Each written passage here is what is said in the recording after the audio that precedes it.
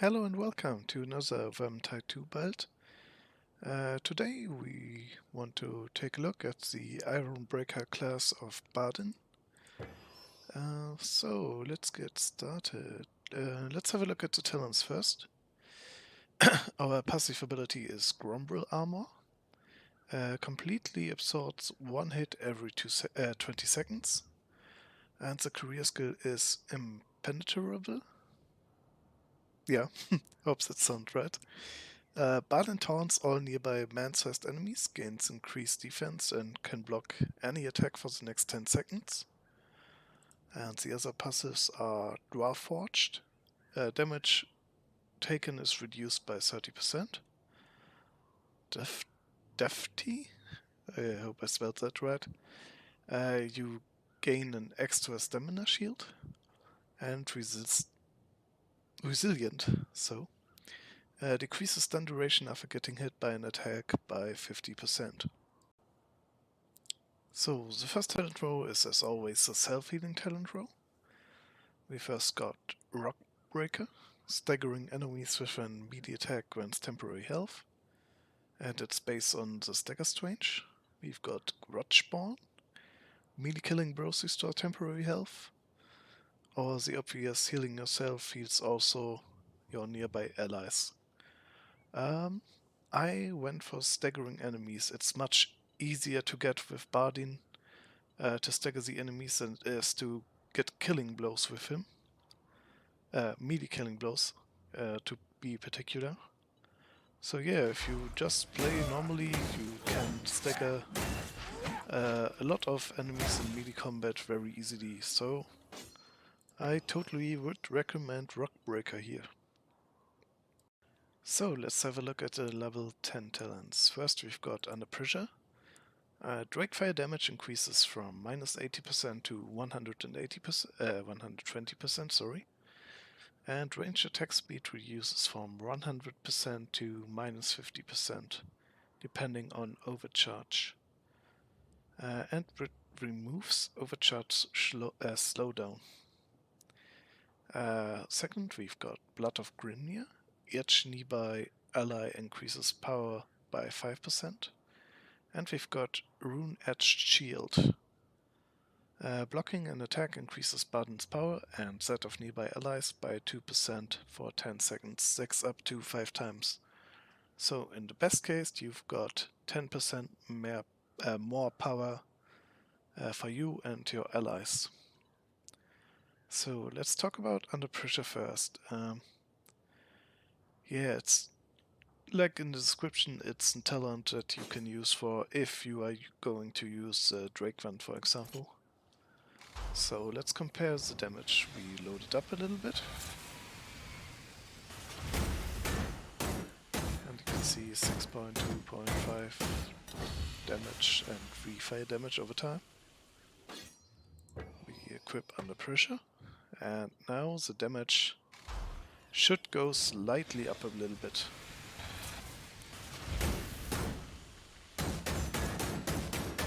Yeah, we've got 7.5 damage now.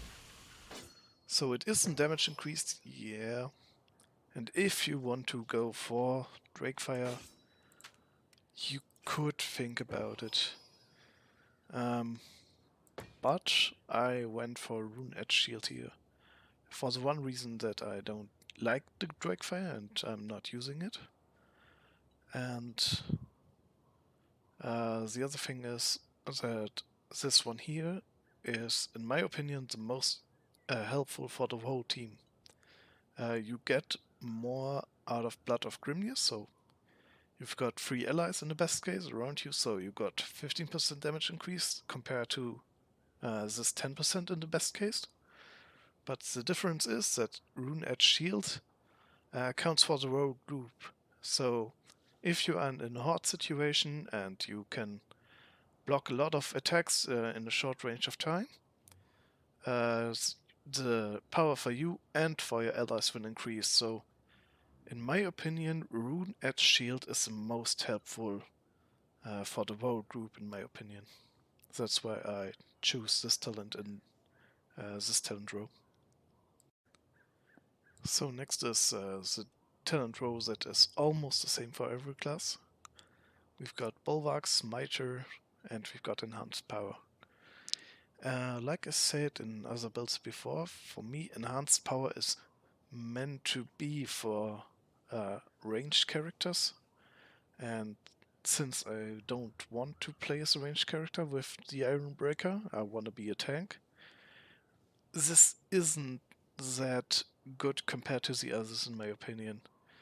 I would recommend Smiter here. So the first enemy always counts as staggered. As you can see here, you get use out of it for Rock Breaker as well. So you get the first enemy staggered and you got health back. And yeah, there's nothing more I can say.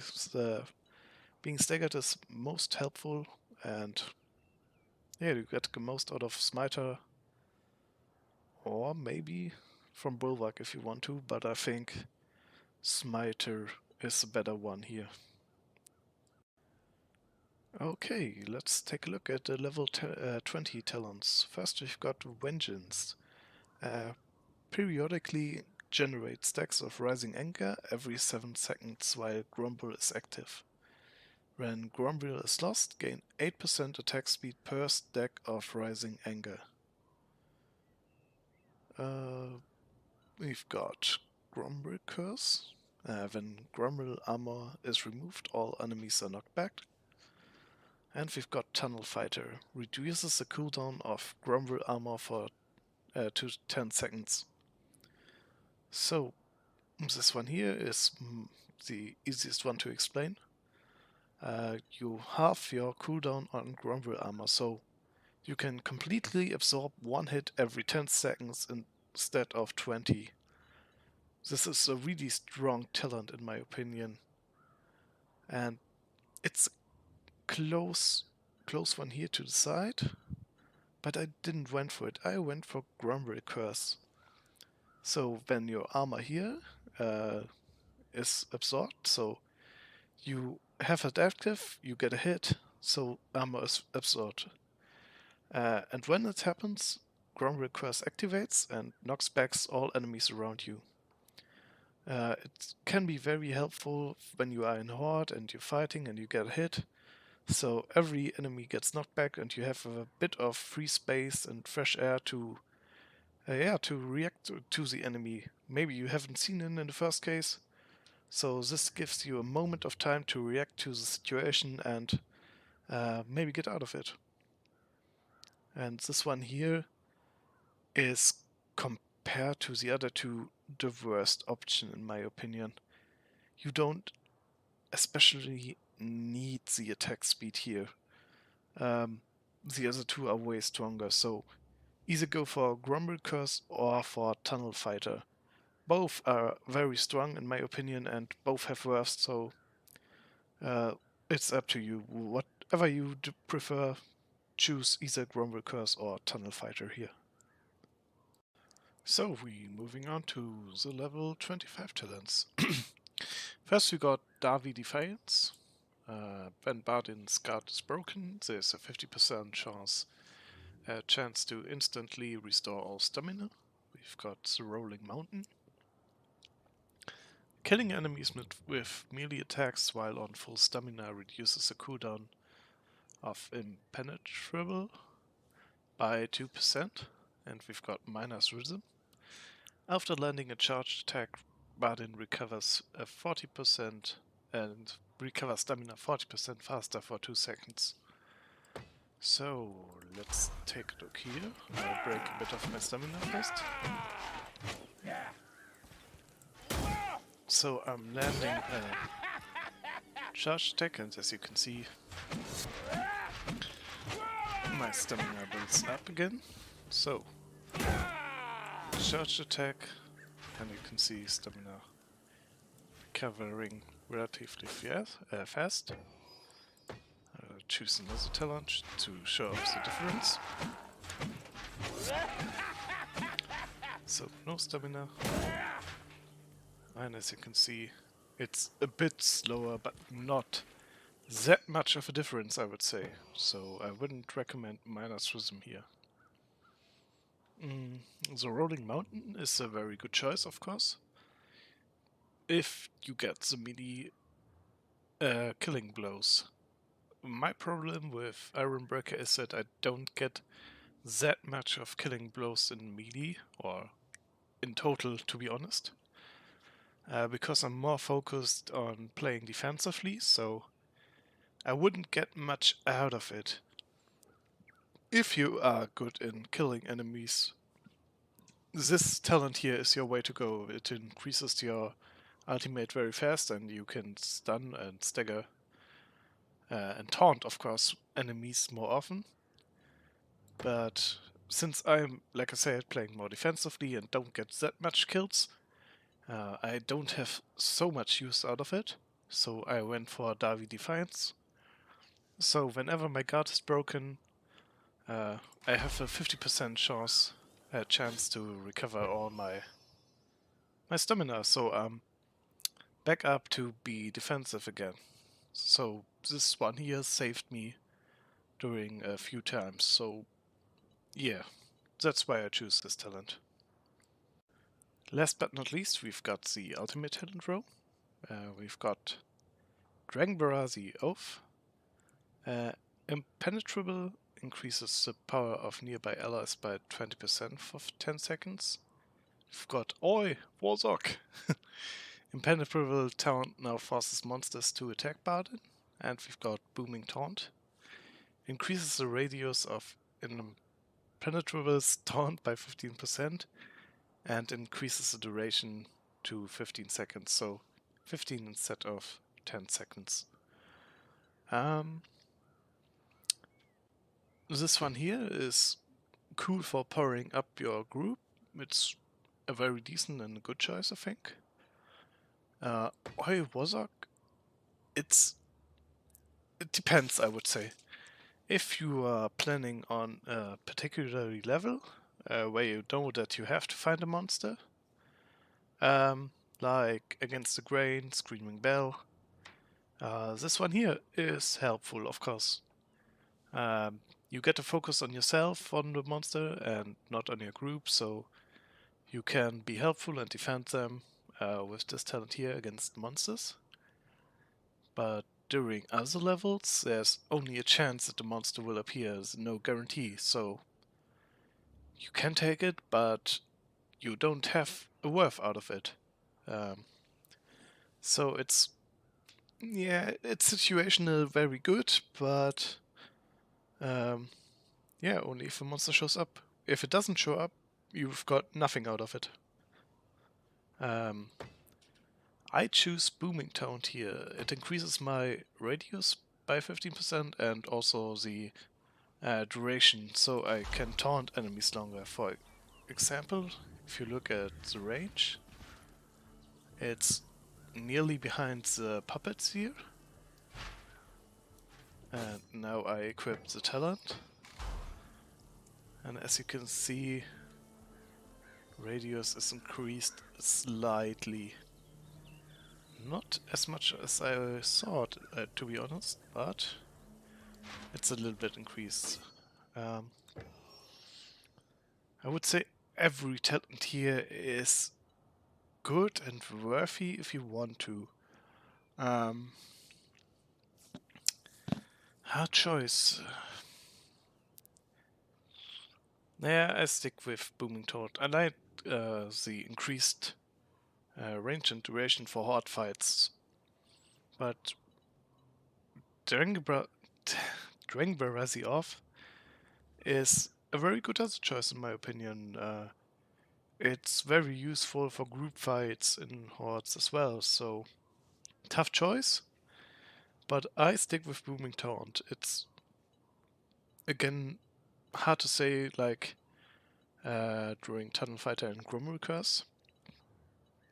So I think both are very useful, and that's up to you what you prefer, either boosting your group or increasing the range and the duration. At last, I wanna go on to the equipment you can use. So I'm playing a tank. I prefer playing with a shield. And to be honest, I like the axe more than I do the hammer. So I went for the axe and the shield in this case.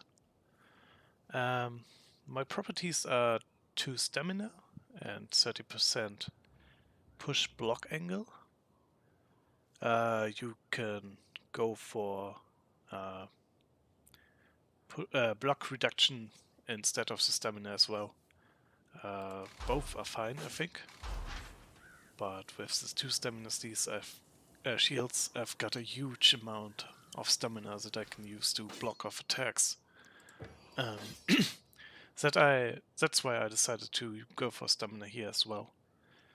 And as a trait, I've got off balance. Blocking an attack increases the damage the attacker takes by 20% for 5 seconds. So if someone attacks me, I block the attack, and the Skaven, Chaos Warrior, Monster, whatever attacks me is more vulnerable to attacks incoming. When it comes to ranged weapons, like I said, I don't like the fire options, and I don't have the torpedo for Bardin. I like the crossbow. It's high damage output against the most enemies and very precise. And my properties are powered versus armored and power versus monsters. And the trait is Cronger. Critical hits restore 5% of ammunition, can trigger once per attack. So, yeah, as you can see, high damage output, very precise, and good against armored enemies. Oops, sorry. For the necklace, I have again 2 stamina. 2 stamina means that I get 1 shield more and 20% health increase. So yeah, that's probably speaking for itself. The trait is Bark Skin. Taking damage reduces the damage you take from subsequent sources by 30% for 2 seconds. It only can trigger every 2 seconds. I think this combination is a good one for most classes, in my opinion. The charm, I've got the trait Decanter, so it increases the duration of potions by 50%, so I can make more use out of it with 1 potion instead of the other options are sharing the potion, in my opinion, if I'm not wrong. And half the duration, and you've got the effects of all potions.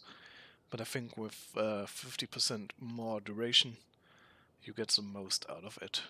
My priorities here are attack speed and power versus Skaven. So it's a light attack speed increase, and yeah, it's power versus Skaven. So to fight off more infantry. For the trinket, there are 2 options. The first one that I have equipped here is the one I'm using for Cataclysm. It has the trait Grenadier. You have a 25% chance not to consume a grenade when you're using it. And the priorities are 10% cooldown reduction and 5% crit chains. I think I have this one here from for overall classes. The difference, what I have otherwise, is this trinket here. So, you stay with the cooldown duration. I think that's useful for every class, this property on the trinket. But when I play on Legend or below, I choose the 33% curse resistance. What it means is that if you carry a Grime or someone in your group, this effect goes in. It helps for the health reduce that you would get from the Grime that your group is carrying. Not only for Blightstormers and something else. So, yeah, that's my build for the Ironbreaker. Thank you for watching, and I hope you have a nice week.